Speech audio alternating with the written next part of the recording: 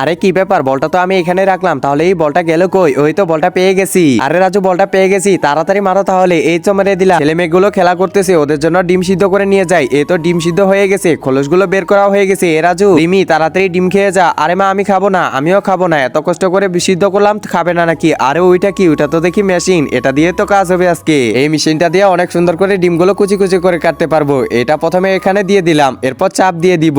আরে বাহ, ডিমগুলোতে দেখি ভালোই ফারি ফারি হয়ে গেছে, দেখতে তো অনেক সুন্দর লাগতেছে। এবার এই ডিমটা এখানে দিই এবং চাপ দিয়ে দিই। আরে বাহ, এটা তো ফুলের মতো হয়ে গেছে। এর উপরে একটু লবণ এবং মশলা ছিটিয়ে দিই, তাহলে দেখতে আরো সুন্দর লাগবে এবং খেতেও স্বাদ করবে। এবার এগুলোকে এখানে রেখে দেই। একজন মা কতটা আপন হয়ে থাকে, যার মানেই তাকে জিজ্ঞাসা করে দেখো। তো দেখা যাক বন্ধুরা, এই মায়ের জন্য কে ভিডিওটিতে লাইক এন্ড সাবস্ক্রাইব করে।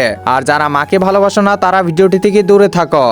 আরে কি ব্যাপার, মা এখানে কি খাচ্ছে? আরে আমি তো ডিম খাচ্ছি রে। আরে আপু, তাড়াতাড়ি চলো, হাতগুলো ধুয়ে আসি। এই তো হাতগুলো ধুয়ে ফেললাম। হ্যাঁ, এবার ঠিক আছে। আরে কি ব্যাপার, প্লেটটা কোথায় গেল? এই যে দেখো মা, আমাদের কাছে। আরে আমারও কাছে আছে।